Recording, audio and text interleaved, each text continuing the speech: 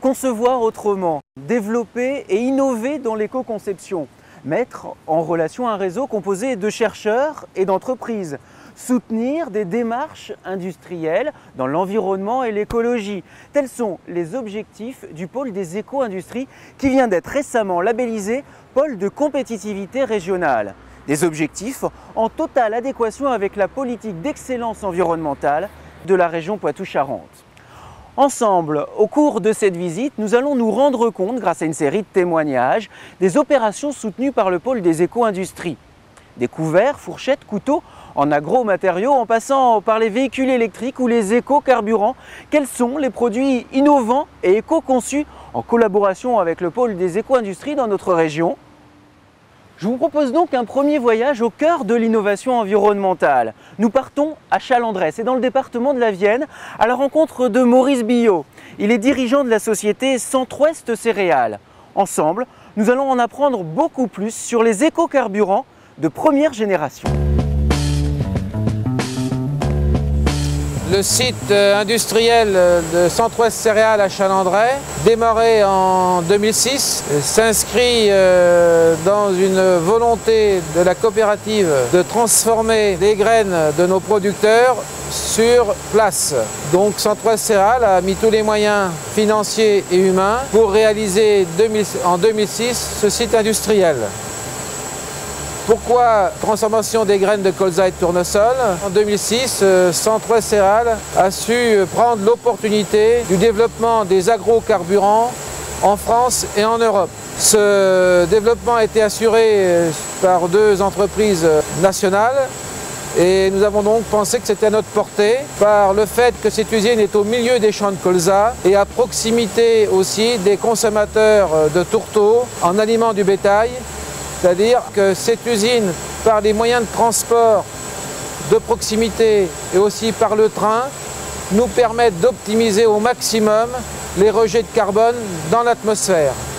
Notre presserie n'utilise pas d'hexane, produit dangereux et très générateur de CO2, ce qui fait que le process qui a été retenu à Chalandray s'inscrit dans la volonté de développer le moins possible de rejet de CO2 dans l'atmosphère. Il aura fallu une microalgue aux propriétés particulières, quelques déchets et beaucoup de recherches pour arriver enfin à la deuxième génération des éco-combustibles.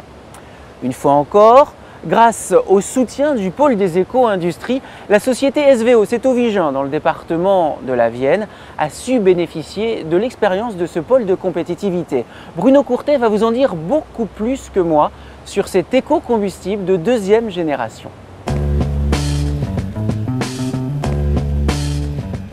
Suite à une visite avec l'Écopole Industrie représenté par Jacques Barbier, un projet a été présenté afin de valoriser toute la partie thermique des moteurs afin de produire une microalgue du carburant de deuxième génération. Comment ça se déroule? On part d'un stockage de déchets ménagers, donc sur un massif, avec différents puits de captage à travers ce massif. Le gaz est aspiré par une dépression, ensuite séché par un système de refroidissement avec des moteurs à froid, et ensuite injecté dans ces moteurs. Aujourd'hui, toute la partie énergie électrique est revendue à EDF en intégralité, ça fait partie d'un contrat. Et derrière, on a une possibilité de cogénération, c'est-à-dire avec le thermique, la chaleur issue des moteurs et des fumées. On est en train de faire des bassins où, à partir d'alimentation en chaleur, en CO2, on va faire un pilote de façon à produire du biocarburant, des microalgues. Pour transporter les biens et les personnes, il existe aujourd'hui d'autres solutions que les carburants traditionnels. D'ailleurs, ces solutions se développent en masse sur le marché. Là encore, le pôle des éco-industries a été d'un soutien indéniable à Éric Linares. C'est le dirigeant de la société Éco et Mobilité à Chauvigny, dans le département de la Vienne. Une société qui développe des véhicules électriques pas tout à fait comme les autres, bien sûr, au-delà de la propulsion écologique. Éco et Mobilité vient de mettre sur le marché un produit éco-conçu, éco-innovant. Pour en savoir plus, rendons-nous dans leur atelier à Chauvigny. La société Éco-Mobilité s'est portée candidate pour répondre à l'appel à projet de la région. Et donc depuis le mois de février-mars, nous étudions deux véhicules électriques à bas coût. et ce sont donc des véhicules simplifiés. Pour ces deux projets, nous avons utilisé de l'éco-conception, divisée sur plusieurs secteurs. Donc, dans un premier temps, nous avons réalisé des véhicules avec un nombre de pièces limité. C'est-à-dire qu'on va retrouver des pièces du bouclier avant sur le bouclier arrière, la portière droite est la même que la portière gauche.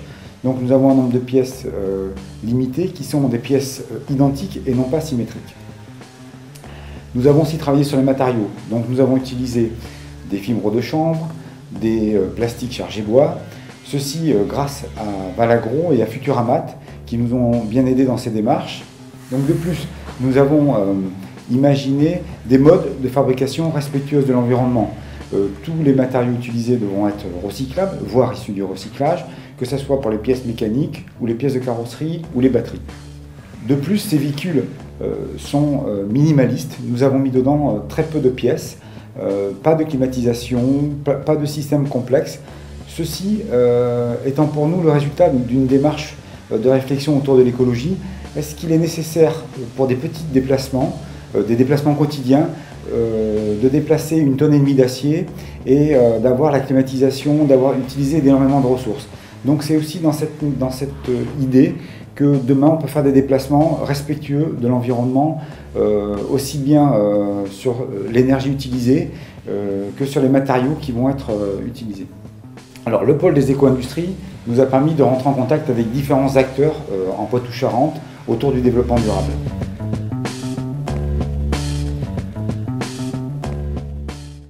Comme on a pu le constater ensemble sur la carrosserie des véhicules d'écomobilité, les agromatériaux prennent une part importante dans l'éco-innovation, dans l'éco-conception.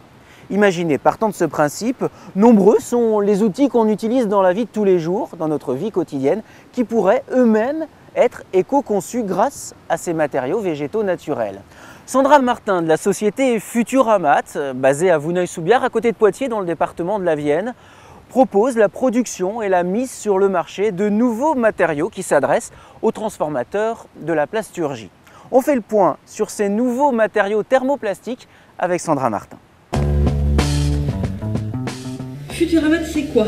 Futuramat, c'est la production et la commercialisation de matières plastiques qui ont une originalité, c'est celle d'être constituées de matières végétales. Nous, notre production se présente sous la forme de petites billes, de petits granulés comme ça, qui sont ensuite vendus chez les transformateurs de la plasturgie, qui en fonction de leur technologie vont faire par exemple par injection des produits rigides de toutes sortes de contenants ou de plaques.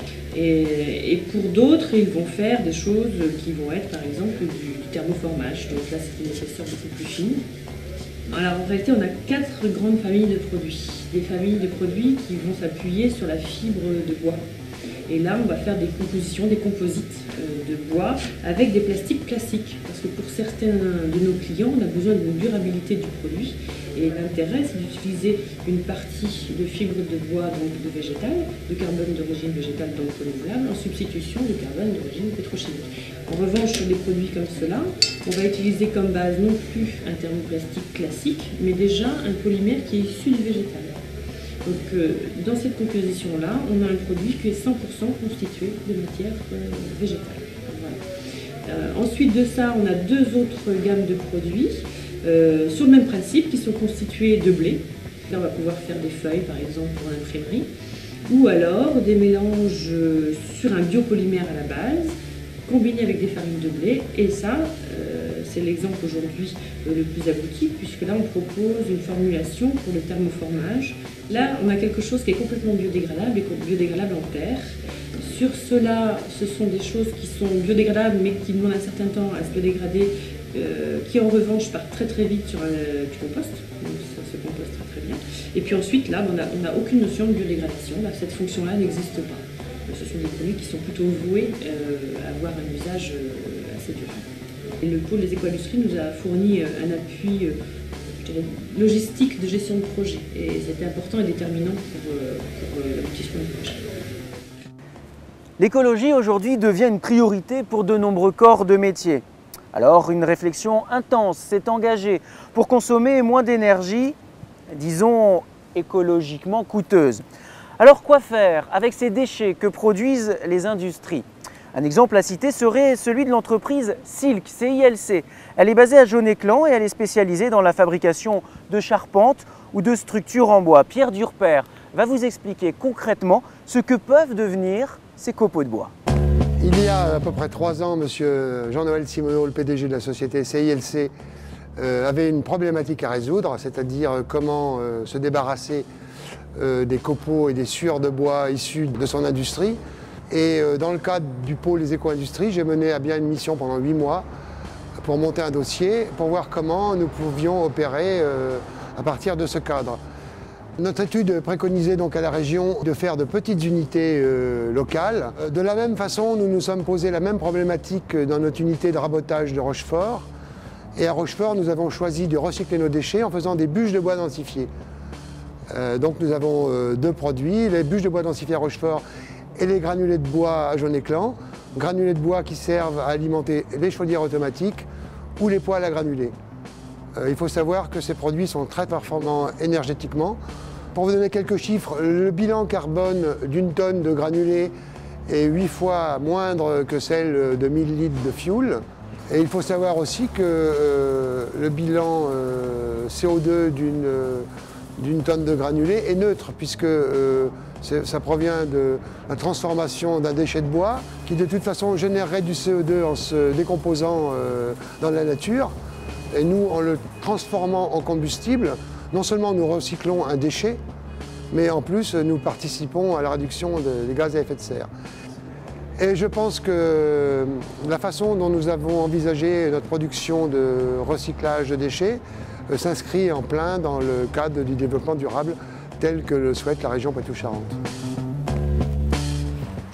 Souvent récompensée pour l'excellence de ses réalisations, l'entreprise CIPEA Habitat s'engage aujourd'hui dans le pari de l'habitat deuxième génération pour ses locataires et pour ses nouveaux accédants à la propriété. Alors c'est un programme lié à la très haute performance énergétique, bien sûr, en collaboration avec le pôle de compétitivité régionale Éco-Industrie et Cluster Éco-Habitat.